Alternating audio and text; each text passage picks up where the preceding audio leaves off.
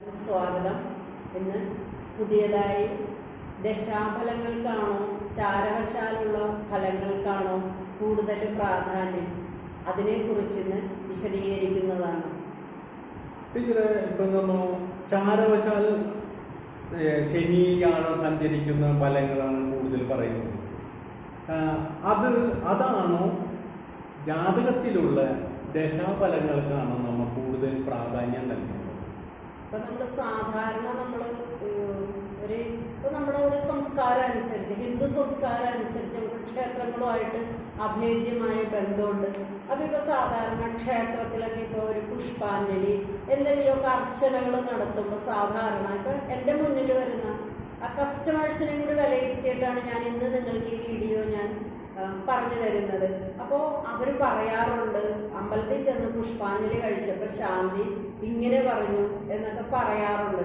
അപ്പോൾ ചാരവശാലും നമുക്ക് ഫലമുണ്ടോ, അതുപോലെ തന്നെ ദശാഫലവും നമുക്ക് എങ്ങനെയാണ് വരുന്നത് നമുക്ക് നോക്കാം. അപ്പോൾ ചോദിച്ചത് ഇപ്പോൾ ദശാഫലങ്ങൾക്കാണോ അല്ലെങ്കിൽ ചാരവശാലുള്ളതായിരിക്കുന്ന ഫലങ്ങൾക്കാണോ കൂടുതൽ പ്രാധാന്യമെന്ന് നമ്മൾ വിലയിരുത്തുമ്പോൾ ചാരവശാല നമുക്ക് ഫലങ്ങൾ വരുന്നുണ്ട്.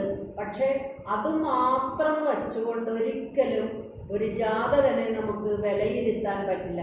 കാരണം ദശാഫലം എന്ന് പറയുമ്പോൾ 27 നക്ഷത്രങ്ങൾക്കും ഓരോ ദശാനാഥനുണ്ട്. ആ ദശാനാഥൻ്റെ ഫലമാണ് നമ്മളിപ്പോൾ ഗർഭശിഷ്ടം, ജാതകത്തിലാണെങ്കിലും തലക്കുറിയിലാണെങ്കിലും നമ്മൾ ഗർഭശിഷ്ടം എന്ന് പറഞ്ഞുകൊണ്ട് നമ്മൾ എഴുതും. ആ ദശ വെച്ചിട്ടാണ് ആ വ്യക്തിയെ നമ്മൾ ആജീവനാന്തം വിലയിരുത്തുന്നത്. എപ്പോഴും നമ്മൾക്ക് കൂടുതലായിട്ട് നമ്മൾക്ക് ഫലിക്കുന്നതായിരിക്കുന്ന ഫലം ദശാഫലം തന്നെയാണ്. കാരണം ഇപ്പോൾ ചാരവശാല ഇപ്പോഴത്തെ ഒരു സാഹചര്യം നമ്മൾ എടുക്കുമ്പോൾ ശനി ഇപ്പോൾ നിൽക്കുന്നത് മീനൻ രാശിയിലാണ്. രേവതി നക്ഷത്രത്തിലൂടെയാണ് ശനി കടന്നു പോകുന്നത്. അത് ഇപ്പോഴത്തെ ചാരവശാലുള്ള ഫലം. അതുപോലെ തന്നെ ഇപ്പോൾ വ്യാഴനെ നമ്മൾ ചാരവശാലൊക്കെ ശാന്തിക്കാരൊക്കെ ഫലം പറയാറുണ്ട്.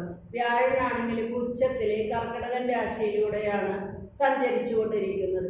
ഈ 2 ഗ്രഹങ്ങളെ മാത്രം വെച്ചുകൊണ്ട് ഒരു വ്യക്തിയെ നമുക്ക് ഒരിക്കലും നമുക്ക് വിലയിരുത്താൻ പറ്റില്ല. അതുകൊണ്ടാണ് ഞാൻ പറയുന്നത്, നമുക്ക് അല്പമൊക്കെ ആയിട്ട് നമുക്ക് ചാരഫലങ്ങൾ എടുക്കാമെന്നുണ്ടെങ്കിലും പക്ഷേ ദശാഫലത്തിന് കൂടുതൽ പ്രാധാന്യം നമ്മൾ കൊടുക്കണം. ഇപ്പോൾ ഒരു വ്യക്തിയുടെ എല്ലാ തരത്തിലുള്ളതായിരിക്കുന്ന കാര്യങ്ങൾ, കാരണം ഇവരിപ്പോൾ ഇവിടെ വന്നുകൊണ്ട് നമ്മളോട് പറയാറുണ്ട്, ടീച്ചറെ ഇപ്പോൾ ആൾക്ക് കണ്ടകശനിയാണ്, 7ര ശനിയാണ്, ജന്മശനിയാണ് എന്നെല്ലാം പറയുന്നുണ്ട്. അപ്പോൾ ഇത് വെച്ച് അവർക്ക് ദോഷമാണ് എന്ന് പറയുന്നുണ്ട്. അങ്ങനെ അങ്ങോട്ട് നമുക്ക് മുഴുവനായിട്ടും വിലയിരുത്താൻ പറ്റില്ല. ജാതകവശാലുള്ളതായിരിക്കുന്ന ഫലത്തിന് കൂടുതൽ പ്രാധാന്യം കൊടുക്കണം. അതും നമ്മൾ ആ ദശഫലം എടുക്കുന്നത് ഗർഭശിഷ്ടം വെച്ച് നമ്മൾ ഫലം ചിന്തിച്ചു പോരുമ്പോൾ ഇന്ന ദശയിൽ ഇന്ന അപഹാരമെന്നുണ്ട്. ഇന്ന അപഹാരവും നമുക്ക് ഏറ്റവും മൈന്യൂട്ടായിട്ടുള്ള കാര്യങ്ങൾ ആ അപഹാരത്തിലെ ഛിദ്രത്തിലായിരിക്കും നമുക്ക് നടക്കുന്നത്. അപ്പോൾ ശനിയെ മാത്രം നമുക്ക് വെച്ചിട്ട് ഫലം നമുക്ക് ഒരിക്കലും നമുക്ക് ചിന്തിക്കാൻ നമുക്ക് പാടുള്ളതല്ല. അതേപോലെ തന്നെ ഇപ്പോൾ ചാരവശാല തന്നെ എടുക്കാം. ചാരവശാല ശനി 3, 6, 11 നിൽക്കുമ്പോൾ നല്ല ഫലങ്ങളായിട്ടാണ് എല്ലാവരും പറയുന്നത്.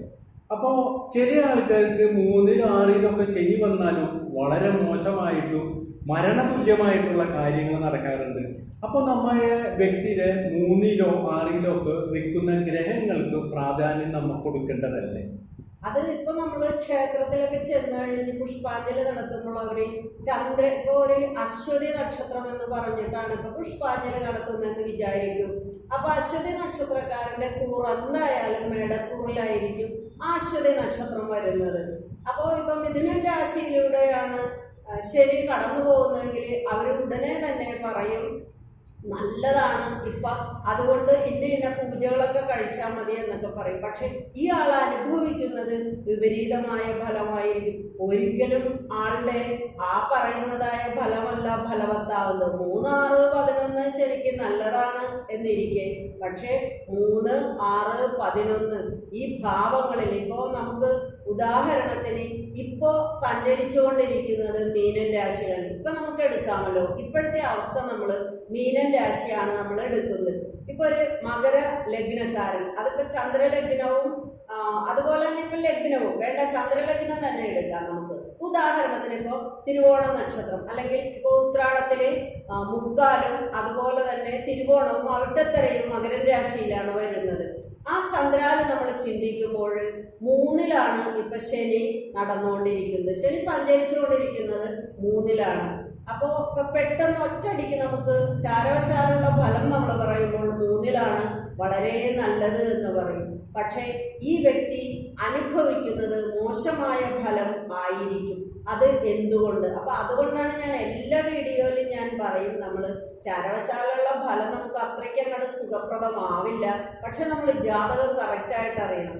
ഇനി ജാതകം കറക്റ്റായിട്ട് അറിയുക എന്ന് മാത്രമല്ല, ഇനി നിങ്ങളൊരു കാര്യം പ്രത്യേകം ശ്രദ്ധിക്കേണ്ടതെന്ന് പറഞ്ഞിട്ടുണ്ടെങ്കിൽ, ഈ ശനി ഇപ്പോൾ അവിടെ നിൽക്കുന്നു. ഇപ്പോൾ ജനിക്കുന്ന സമയത്ത് ആ 3 എന്ന് പറയുന്നതായ രാശി, ഇപ്പോൾ മകരലഗ്നം, അത് ചന്ദ്രലഗ്നമാകാം, ലഗ്നമായിരിക്കാം. അപ്പോൾ മീനൻ രാശിയിൽ യാതൊരു ഗ്രഹങ്ങളും നിൽക്കാൻ പാടില്ല. ഇപ്പൊ ചിലപ്പോൾ ചൊവ്വ നിൽക്കാം, അല്ലെങ്കിൽ രാഹു നിൽക്കാം, സൂര്യൻ നിൽക്കാം, കേതു നിൽക്കാം, ഗുളികൻ നിൽക്കാം.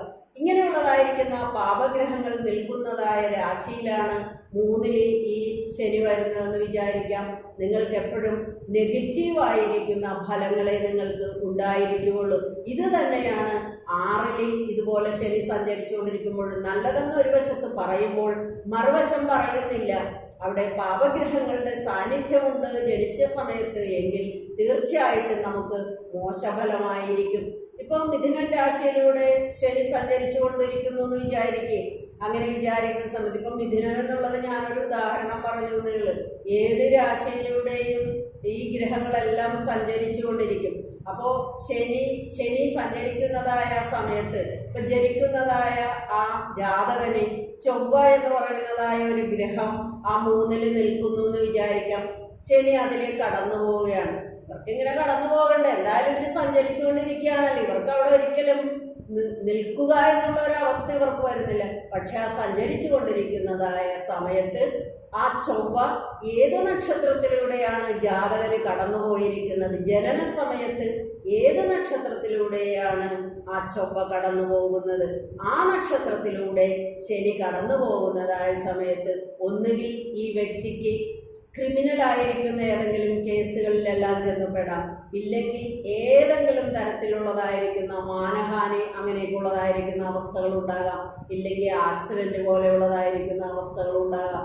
അപ്പോൾ ഏത് ഗ്രഹമാണ് ആ ഗ്രഹത്തിൻ്റെ സാന്നിധ്യം ആ ശനി കടന്നു പോകുമ്പോൾ വരുന്നത്, അതിന് അനുസരിച്ചുള്ളതായിരിക്കുന്ന ഫലങ്ങൾ ഉണ്ടായിരിക്കുകയാണ്. ഇപ്പം ഗുളികൻ ഉണ്ടെന്ന് വിചാരിക്കാം, വേണമെന്നുണ്ടെങ്കിൽ മരണം വരെ സംഭവിക്കാവുന്നതാണ്.